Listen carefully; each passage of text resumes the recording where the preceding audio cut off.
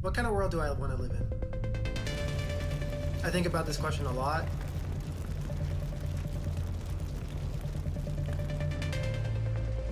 For our generation and for specifically my group of people, which is refugees, the circumstances might dismantle any vision of the future that we have.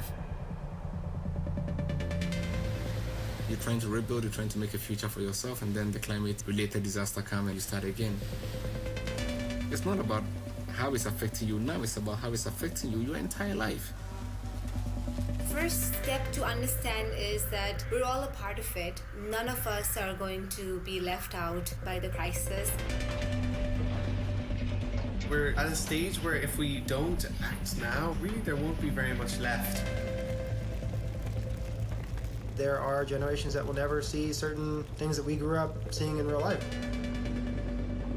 We have to start treating this like the emergency it is. To achieve the 17 Sustainable Development Goals, we have to go from an intention to a serious commitment. Business leaders really need to rethink how they conduct their business and invest in creating systems that are climate friendly. The action I would like to see is accountability. Structures being put in place where countries aren't just asked to do something, but they're kept accountable to the decisions that they make. There has to be that strong collaboration between government, between corporations, between youth activists to drive change forward. The world I would want to live in is a world where imagining the future is not a privilege. I want to live in a world where people do not give up on hope that a positive change is possible. The fact that you're listening today means that you are willing to make a change.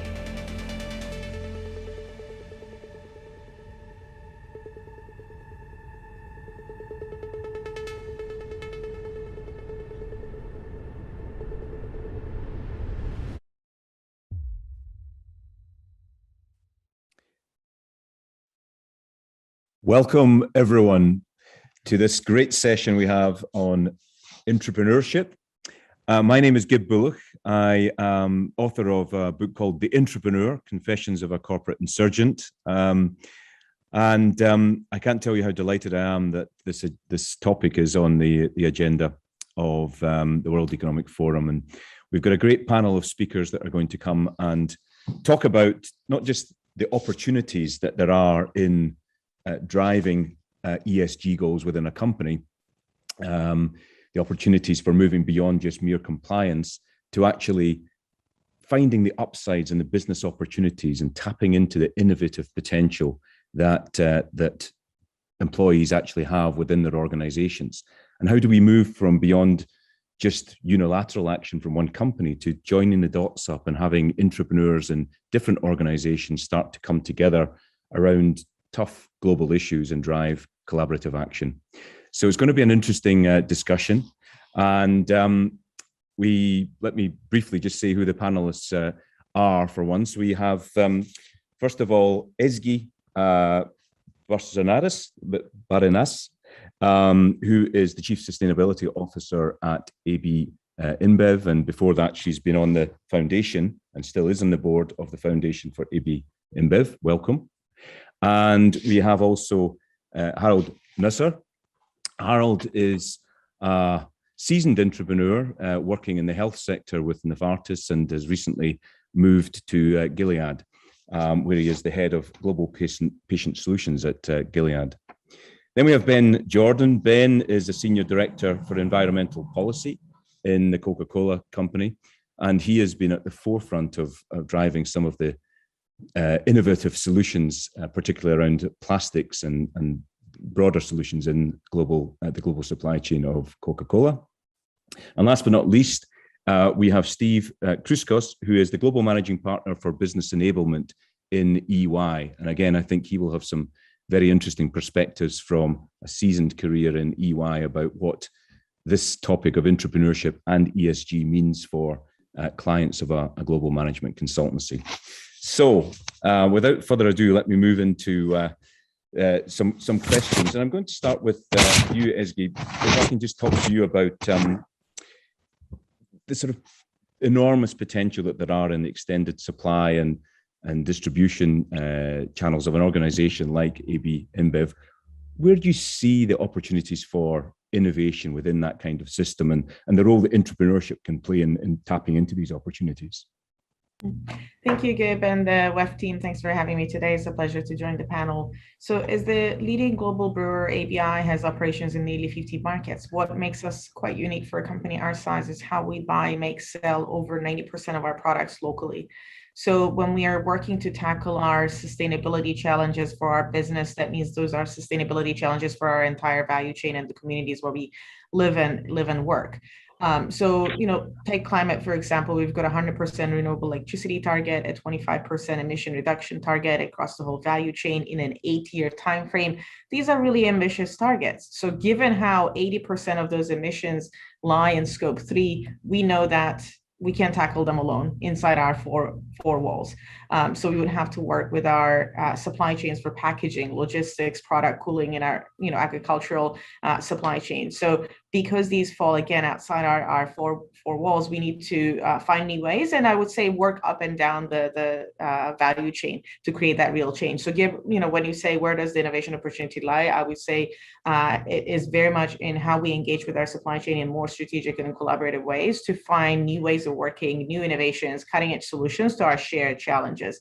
This is why we launched a 100+ Accelerator program a few years ago, which is an open platform to support promising ideas and new innovations, where we can take them, pilot them, and scale them up if we find the solutions to be helpful to solve our shared challenges. And I think that's where the real opportunity is for us to create that lasting change across the whole value chain and in the communities.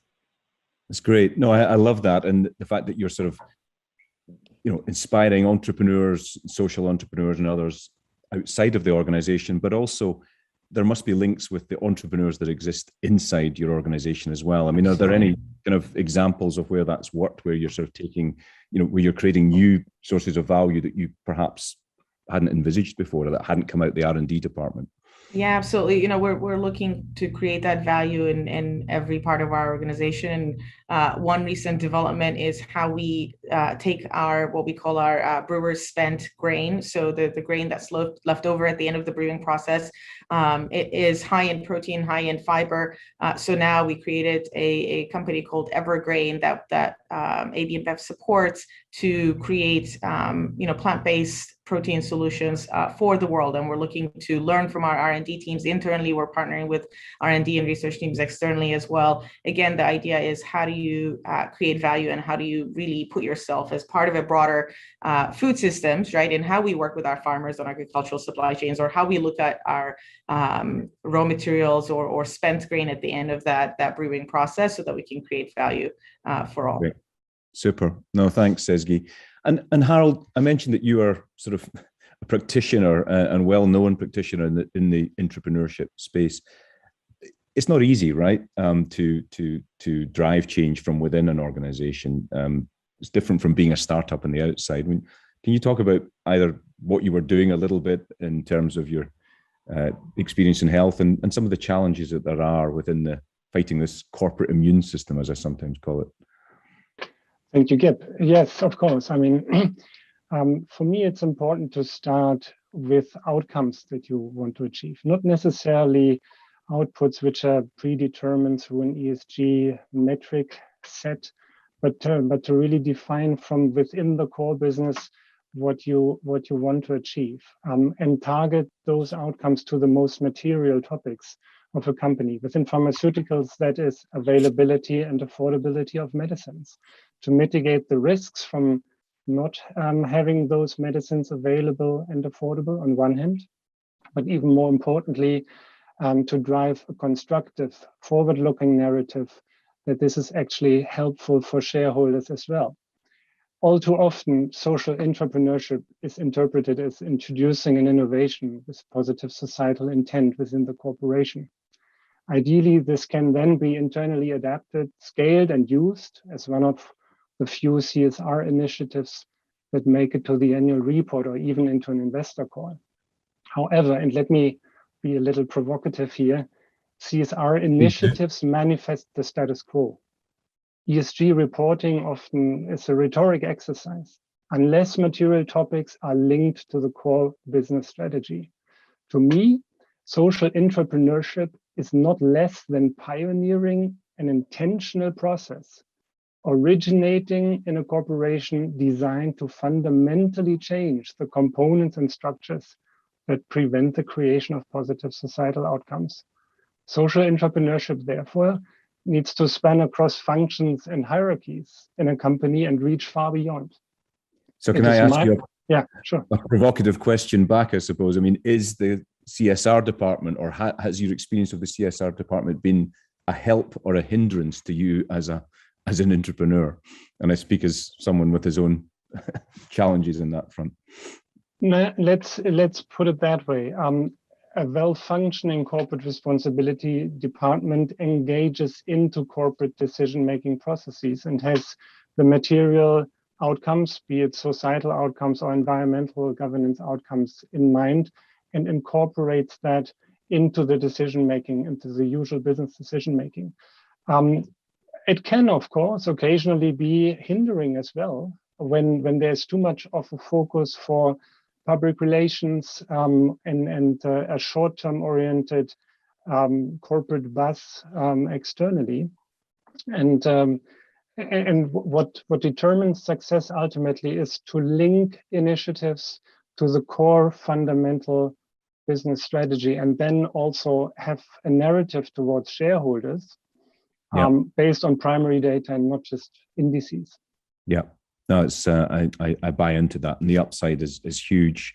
Thanks, Harald. Turning to you now, Ben. I was interested to read in your profile that you grew up in a sort of a peach farm in Georgia, and that sort of got you into this environmental movement, and now you're in this senior role within Cork, trying to change an organization. The latent potential you must have within Coca-Cola to drive change for this movement you're passionate about.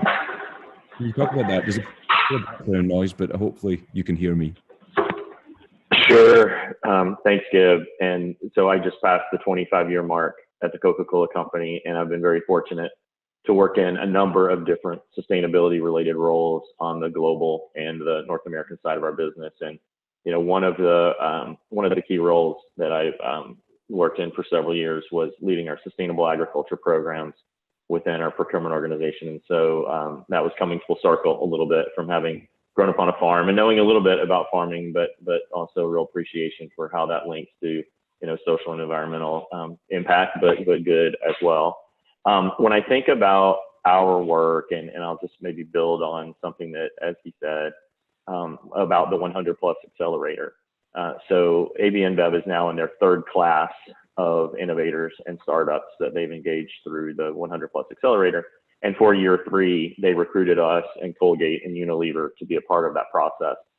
And we've really taken that on, and now across the 4 companies, we're engaging with over 35 startups. But the way we've used that and taken that on within Coca-Cola is we've sort of gotten infected, right? By the infectious, enthusiasm of these social entrepreneurs that we're now working with on these pilot projects. One of the areas that I lead now is around plastics and circular economy. 3 years ago, we launched our World Without Waste effort globally as a business initiative, a top 3 priority business initiative of our CEO, not a sustainability initiative per se.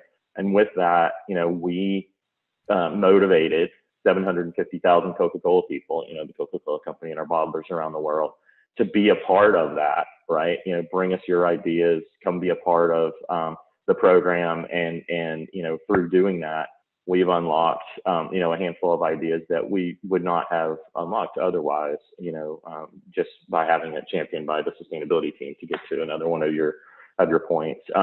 Collaboration for us has been, outside of Coca-Cola, has been a key part of that program. And in addition to the 100+ accelerator work with AB InBev and Colgate and Unilever, we are, of course, part of the Global Plastic Action Partnership, led by Kristen and Wes, and engaging with other corporations, Pepsi, Nestle, Dow, as part of that, and really driving national plastic action partnerships in a handful of pilot countries to really, as multi-stakeholder initiatives involving government, industry, NGOs, community groups, right? And again, I think a big push on our part and our side is how do we leverage those ideas, those innovative ideas externally, and bring those in to kind of infect us, if you will, internally, to make more change. That's great. Fantastic. Thanks, Ben. Turning to you now, Steve. I have certainly a degree of affinity, having come from a big consultancy background of 20 years, and I see huge potential in tapping into this potential of entrepreneurship and the ESG agenda within commercial clients and driving change. What's EY's approach to this? How do you see this being an opportunity to move from just working with the C-suite as opposed to empowering those further down the organization? Thanks, Gib, and thanks for having me. Look, we at EY, first of all, we had the privilege of working with FIBC and the development of the metrics, which has just been a fantastic situation. I think we have the opportunity of a lifetime, and maybe the obligation of a lifetime, to really harness the power of our ecosystem, right? When you think about the large corporate clients that we have access to from both an attest as well as consulting perspective, when you think about the private equity portfolios that we and firms like us have access to, and you think about the unparalleled access we have to fast growing entrepreneurial businesses and social entrepreneurs through our entrepreneurial services practice and market segment. We have the ability to bring that ecosystem together, share ideas, and help all of these companies really partner together to develop a better future. Whether we're working with a business on strategy or on their supply chain or on their customers and channels, or in helping them develop measures, right, for their business, or testing on those measures. Sustainability has to be a common thread now in everything we do. A little bit like digital technology was, several years ago when that concept came into being. I think this is even bigger. The whole of ESG, and especially the sustainability part, is something that we have to infuse in every single service that we offer, in every discussion, in every forum. Great. I'm conscious that we have to draw the sort of public session to a close shortly and move to the private session, but I'm going to go back to each speaker very quickly in turn, just for literally a tweet, a one sentence or 140, however many characters we're allowed now, just in terms of what you see as the latent potential for your organization of entrepreneurship. So I'll come back to you in a second, Steve, and let you. Well, maybe I start with you actually, and just say, in a nutshell, for EY, what is the potential? It's really to live our purpose of building a better working world and to help other organizations live and fulfill their purpose. And that then goes across the whole of your organization, which is great, outside of the department. Where will I go next? I'm going to go to Harald, perhaps a tweet on entrepreneurship. Employee attraction, development, and retention. Well said. I concur with that totally. Ezgi, what's your tweet? Yeah, I would say all of the above, but at ABI, we have a long-term vision to build a company for the next 100+ years. And again, I do want to make that point around the materiality of ESG. I fully agree with my fellow panelists here that the approach has to be rooted in what is material for the business and for our stakeholders around the world. Thanks, Ezgi. And Ben, your tweet?